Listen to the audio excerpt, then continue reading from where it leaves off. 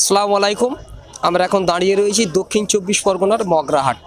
তবলিগ জামাতের দাওয়াতের অন্যতম প্রধান কেন্দ্রস্থল। এখানে অনুষ্ঠিত হতে চলেছে 3 দিনের ইজতেমা। আজকে থেকে শুরু হবে, চলবে 21, 22, 23, অর্থাৎ 23 তারিখে আখেরি মোনাজাতের মাধ্যমে এই তবলিগ জামাতের অনুষ্ঠান শেষ হবে। ধর্মপ্রাণ মুসলিমরা পশ্চিমবঙ্গের বিভিন্ন প্রান্ত থেকে এসে এখানে জড়ো হয়েছেন। আমরা কথা বলে নেব প্রত্যক্ষদর্শীর সঙ্গে। কলকাতার গড়িয়া বোড়াল হালকা থেকে এসছেন একজন চাচার সঙ্গে। চাচা, আপনার নাম কি? আমার নাম আয়নাল সর্দার। আপনি কোথা থেকে এসছেন? আমি গড়িয়া বড়াল থেকে এসেছি।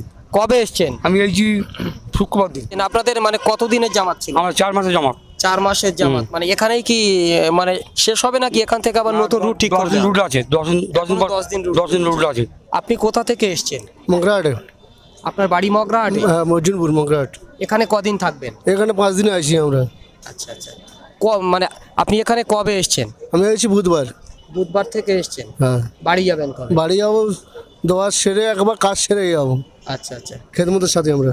আপনার নাম একটু বলবেন? আমার নাম শাহিদ আনোয়ার। বাড়ি কোথায়? যুগ দিয়া। আপনি কবে এসেছেন এখানে? আজকেরে কদিন থাকবেন এখানে? সোমবার চলে যাব। বুঝতে পারছেন, পশ্চিমবঙ্গের বিভিন্ন প্রান্তের মানুষ এখানে এসে জড়ো হয়েছেন এবং দলে দলে মানুষ এখানে আসবেন। 3 দিন, 10 দিন, 1 চিল্লা এবং 3 চিল্লা। আখেরি মোনাজাতের পর প্রত্যেকটি জামাতের রুট এখান থেকে ঠিক করে দেয়া হবে এবং এখান থেকে বেরিয়ে পড়বেন পশ্চিমবঙ্গ তথা ভারতবর্ষের বিভিন্ন প্রান্তে। তারা বেরিয়ে পড়বেন দিনের দাওয়াত নিয়ে। প্রতিটি মুসলমানের কাছে এই দাওয়াত পৌঁছে দেবেন। ক্যামেরায় আশিদুল গাজীর সঙ্গে মাসুম খলিল বেগ, মগরাহাট। মগরাহাটে বসেছে গো দিনের ইস্তেমা, মগরাহাটে বসেছে গো।